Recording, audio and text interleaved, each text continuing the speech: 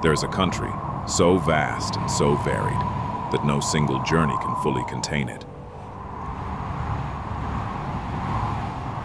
China, 4 million square miles.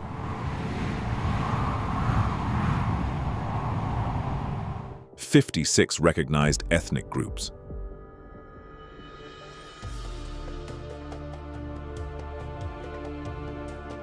A civilization that has been writing its own story for more than 5,000 years. When most people think of China, they picture the obvious things. Crowded cities, neon skylines, the ancient gray stones of the Great Wall. And all of that is real, but it is the surface of a much deeper country. The China we are looking for today exists somewhere else entirely. In valleys where the water changes color depending on where you stand. On mountains so old they have been considered sacred since before writing existed. In villages where traditions that disappeared everywhere else in the world are still practiced every single morning by people who have never considered doing it any differently. These are the impossible places. The ones that do not seem real when you first encounter them. Not because they are exotic or remote, but because nature here simply refused to follow the rules. The geology went too far, the colors went too deep, the scale went beyond what the human eye is designed to process comfortably. 9 locations, 9 different versions of impossible. We begin in the mountains of northern Sichuan province, where a valley produced something that should not be chemically possible. The first question most people ask when they see photographs of Jiuzhaigou Valley is this real? The answer is yes, and it is even more extraordinary in person. Located in the mountains of northern Sichuan,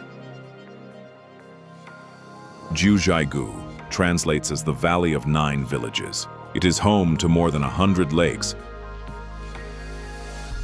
17 waterfalls and forests that turn gold and red each autumn. But what makes this place unlike anything else on Earth is the color of the water. Turquoise, deep blue, emerald green, pale mint, golden yellow, sometimes all 5 colors in the same frame, separated only by a thin ridge of travertine rock. The explanation is geological. Over thousands of years, calcium carbonate dissolved in the water has deposited layer upon layer of mineral sediment, building natural terraces called travertine dams. The water that flows over them is filtered through so many layers of rock and mineral that it reaches a clarity most oceans never achieve. And at different depths, it absorbs and reflects light differently. That is where the colors come from. Not from a filter, not from digital enhancement, from chemistry and depth and the particular quality of the mountain light at this altitude. On a clear morning, the lakes become mirrors so perfect that the reflected peaks above are indistinguishable from the real ones below. You find yourself not knowing which direction is up. I remember standing at the edge of Five Flower Lake and simply not believing what I was seeing. The water is so clear that you can see fallen tree trunks resting on the bottom, perfectly preserved, outlined in turquoise, like something suspended in time rather than in water. In 2017, a powerful earthquake forced the valley to close for nearly 2 years. When it reopened, visitor numbers were strictly limited. The Chinese government decided that some places are too fragile to share with everyone. For those who make it here today, there is a quality of privilege in the light, in the silence, in the way the water sits completely still in the early morning before anyone arrives. What about you? Have you ever seen water in colors like this? Tell us in the comments. Leaving the lakes behind, the road south through Sichuan leads into a different landscape. The crystalline mountains give way to river valleys.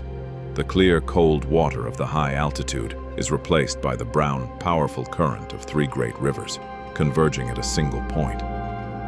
Someone, 13 centuries ago, looked at that meeting point and decided it needed a guardian. There are large statues in the world, and then there is the Leshan giant Buddha.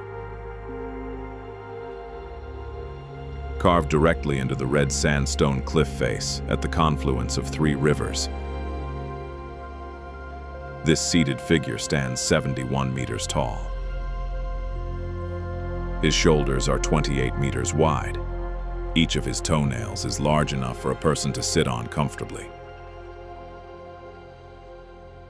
Construction began in 713 AD under a Buddhist monk named Hai Tong, who believed the statue would calm the dangerous river currents and protect the boats of local fishermen. It took 90 years to complete. Hai Tong himself did not live to see it finished.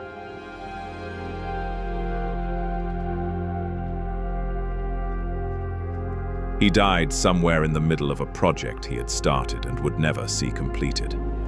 The monks who followed him kept building anyway. What is extraordinary is not just the scale, but what is hidden inside it. The Buddha is riddled with an invisible drainage system, channels and gutters cut into the hair, the collar, and the chest that carry rainwater away from the stone surface and have prevented erosion for over 13 centuries.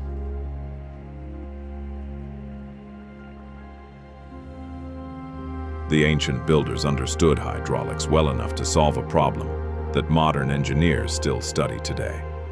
The best way to see the Buddha is from the river below.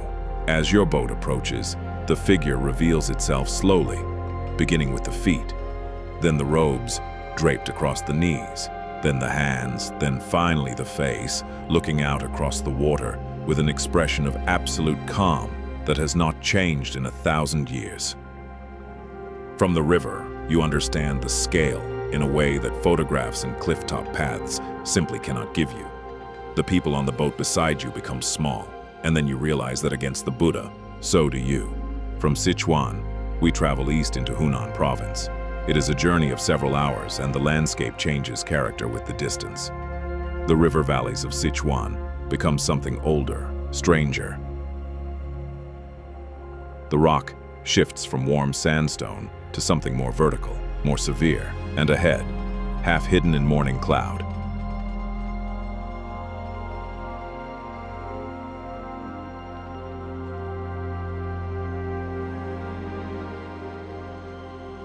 "3,000 pillars of stone are rising from the forest floor, a world that a filmmaker once borrowed to build a planet." Zhangjiajie National Forest Park. More than 3,000 sandstone pillars rising from the valley floor, some reaching over 1,000 meters.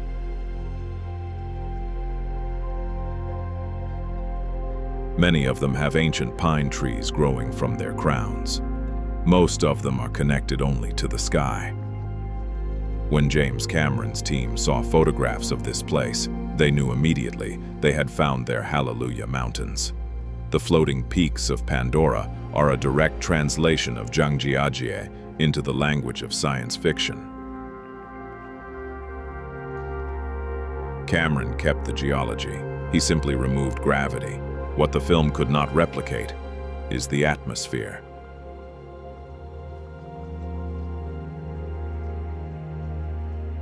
Early morning, before the tourist crowds arrive, the valley fills with mist that rises from the forest floor. The pillars disappear into white up to their necks. Just their crowns remain visible above the cloud line, small dark islands in a sea of white. The silence at this hour is not the absence of sound. It is the presence of something that sound would disturb. There is a glass walkway suspended between two pillars, 600 meters above the forest floor. It is barely wide enough for two people to walk side by side. The glass beneath your feet is completely transparent. Standing on it and looking down at the trees far below,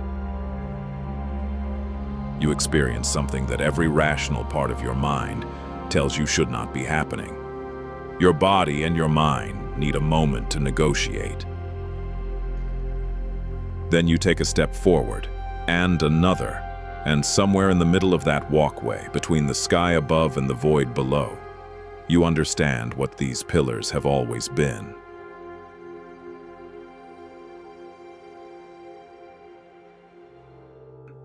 Not obstacles, not scenery. A different kind of floor. I walked for 6 hours on my first day and came back the next morning before dawn to see the light arrive. Have you seen Avatar? Would you believe that world was inspired by a real place? Let us know below. We leave Hunan and travel northeast into Anhui province. The rock changes from red sandstone to pale gray granite. The air cools, the mountains grow older, and somewhere above the clouds, one of the most celebrated peaks in Chinese history has been waiting to be seen. It has been waiting 1,000 years.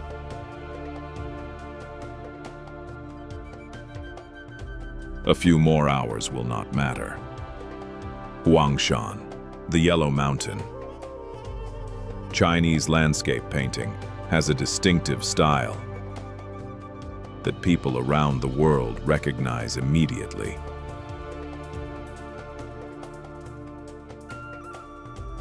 Even without knowing its origin. Gnarled pine trees growing from vertical rock faces. Mountain peaks emerging from clouds. A world that seems to belong to a different atmosphere. Or a different time.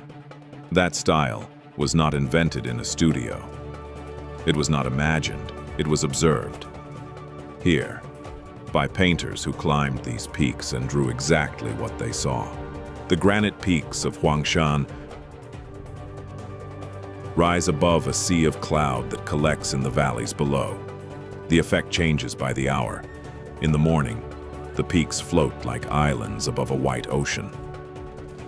By midday, the clouds have burned away, and the granite stands alone in the cold blue light of high altitude. By late afternoon, the clouds return, wrapping the summit in white again as if the mountain is folding itself away for the night. The ancient pines are unlike any others I have encountered anywhere in the world. They grow from tiny cracks in bare granite, in places where the soil is almost entirely absent. They have been shaped by centuries of mountain wind into forms that look deliberate, almost architectural. Horizontal branches extending like reaching arms. Trunks spiraling slowly toward the light over hundreds of years. A tree that has survived this mountain for 3 centuries carries that survival in every bend of its grain. The most famous of them, the welcome pine at the Jade Screen viewpoint, is estimated to be over 1,000 years old. It is so recognizable that it appears on the 50 yuan banknote. I arrived at the summit in the late afternoon and chose not to take the cable car down. I walked through the night to reach the eastern viewpoint by sunrise.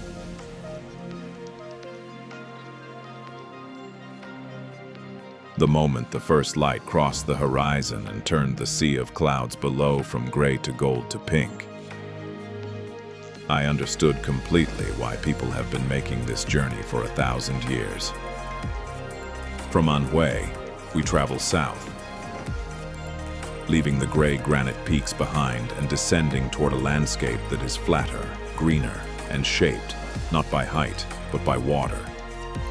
Rivers have been carving this ground for millions of years, and what they carved is not a canyon, not a valley.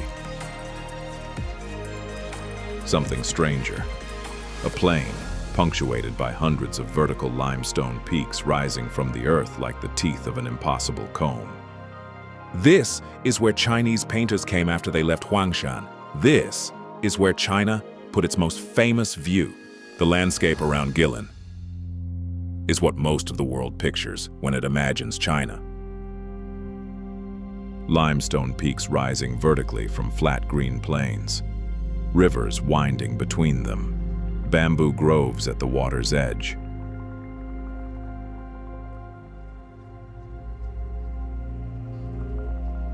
Fishermen on traditional wooden rafts, standing with long poles, with trained cormorants resting on the bow, waiting to dive. This landscape appears on the 20 yuan banknote, a stretch of the Li River reproduced in every wallet in the country. When you sail through the real thing for the first time, the feeling is strange and deeply familiar at once. You have seen this before, in paintings, in films, on currency, and now you are inside it. The cruise from Guilin to Yangshuo takes about 4 hours and passes through 83 kilometers of the most painted, photographed and written about river scenery in Chinese history. Every emperor who ever ruled this country sent painters here. As the boat moves slowly downstream, the peaks shift and rearrange themselves with each bend of the river, like the panels of a folding screen, opening one by one. A lone fisherman, a village disappearing into trees, a mountain shaped like a sleeping animal. The light in the late afternoon turns the limestone a warm ochre. The water reflects everything perfectly. I sat on the deck for the entire journey without once feeling I had seen enough.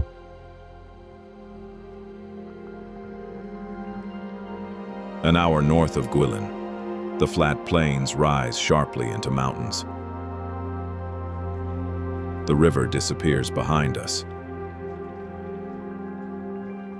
The road climbs through switchbacks into landscape that was not given to us by nature, but carved from it by human hands over 700 years.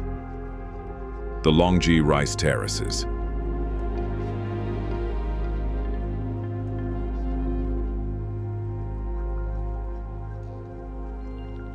"700 years of work carved into the mountainside by the Zhuang and Yao minorities, beginning in the Yuan dynasty. The terraces climb from 300 meters at the valley floor to over 1,000 meters at the ridge, following the curves of the mountain so precisely that they look like the contour lines of a topographical map made physical. The name Longji means dragon's backbone. From the highest viewpoint, looking down at the terraces cascading in every direction, you understand immediately why. The ridgeline moves through the landscape exactly as the spine of an enormous buried animal would move. The landscape changes dramatically with the seasons. In spring, the terraces fill with water and become mirrors reflecting the sky.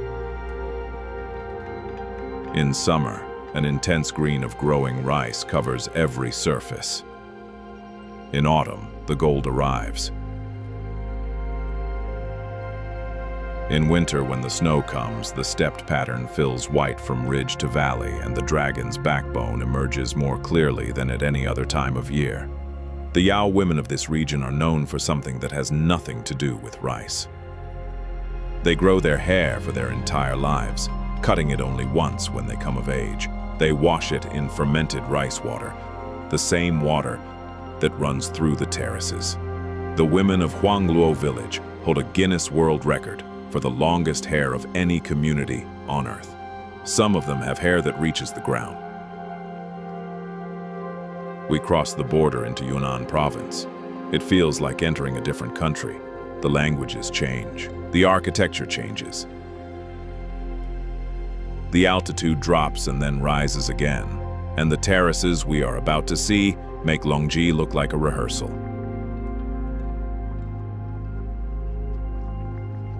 The Yuanyang rice terraces. built by the Han people over 1,300 years on the slopes of the Ailao Mountains in southern Yunnan. These terraces are completely different from Longji. Where Longji is dramatic and vertical, Yuanyang is horizontal and reflective. It is a landscape that exists most completely when the water is perfectly still and the sky is turning pink. The Han built not just terraces, but an entire hydraulic civilization, a network of irrigation channels fed by forest springs at the top of the mountain, distributed across thousands of individual plots as the water descends. The channels have been maintained and adjusted by every generation of Han farmers for 13 centuries.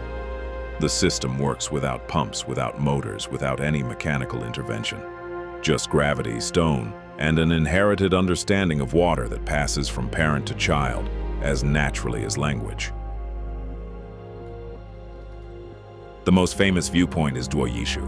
You reach it before dawn, driving through villages that are still completely dark. You find a position on the slope and you wait. As the first light appears over the mountains to the east, the flooded terraces below begin to glow. Each one becomes a mirror.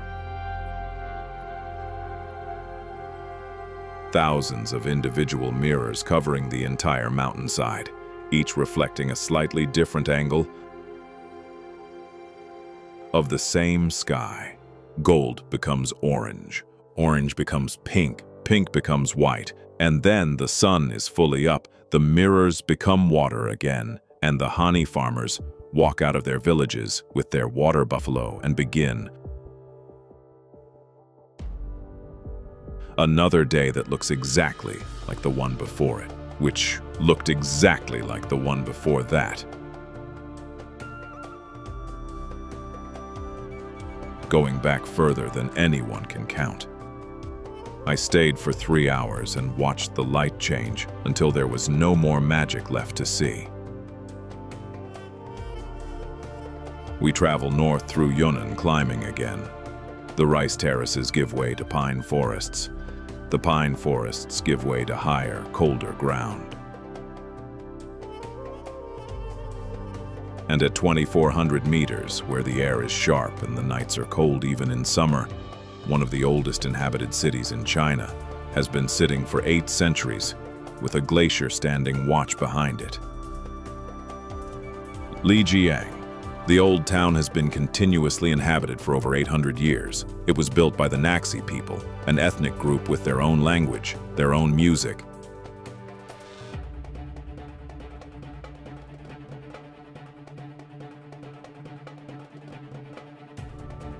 and their own pictographic writing system.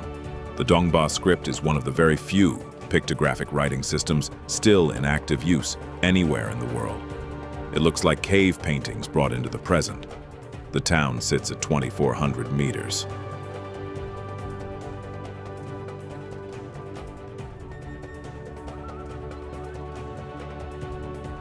Narrow stone-paved streets channel a network of streams that run through every neighborhood.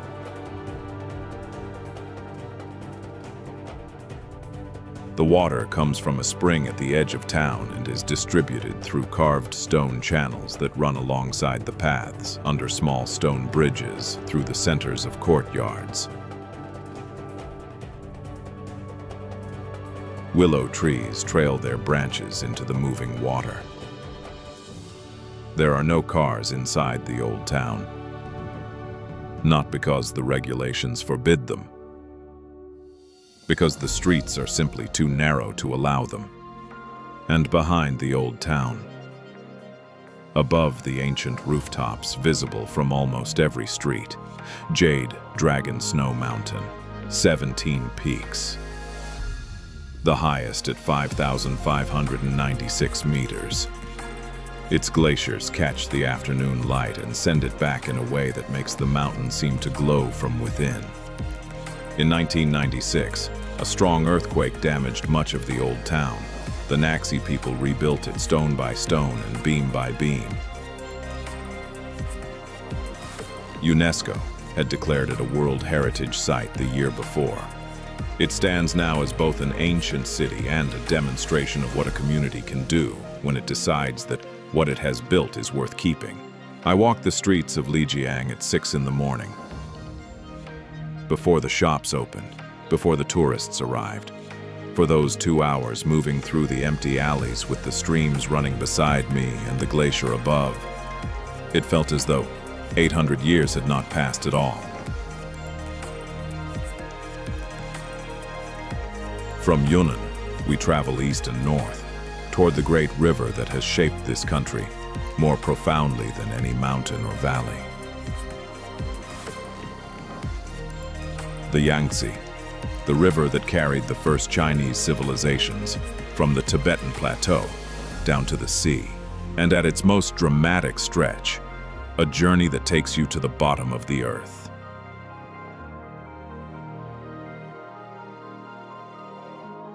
The Three Gorges. The Yangtze is the longest river in Asia. It runs for 6,300 kilometers from the Tibetan plateau to the East China Sea. And it drains a basin that is home to nearly 500 million people. The Three Gorges section, Kutang Gorge, Wu Gorge, and Xiling Gorge, is the most dramatic stretch of this extraordinary river. For nearly 200 kilometers, the Yangtze forces its way through gorges where the cliffs rise up to 1,000 meters on both sides. From the deck of a river cruise, the sensation is unlike anything else I have encountered in travel. You are at the bottom of a canyon so deep that the sky above you is reduced to a narrow ribbon of blue. The walls of rock seem to lean inward as you move through them. You feel not observed, but contained. Look carefully at the cliff faces as you pass. At certain heights above the current waterline, you can still see ancient plank roads. Narrow ledges carved directly into the rock by workers who hung from ropes against the cliff face 2,000 years ago. Those roads were used to haul boats upstream against the violent current. Most sections are now submerged or inaccessible, but some remain, preserved in the dry mountain air at heights the rising water never reached. In 2006, the Three Gorges Dam raised the water level by more than 100 meters. More than 1,300 ancient towns and villages were submerged. Over 1 million people were relocated. Entire archaeological sites, some of which had never been properly studied, disappeared under the water permanently. What remains is still extraordinary, and the surface of the water, in the places where entire communities once stood, carries a quality of silence that is different from ordinary silence. This is the Yangtze, the river that built China.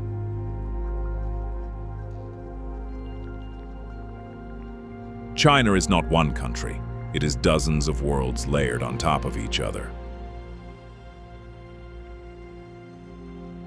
Each one extraordinary in its own way.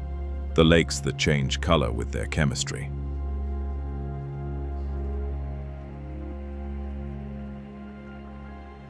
The mountains that inspired a science fiction world.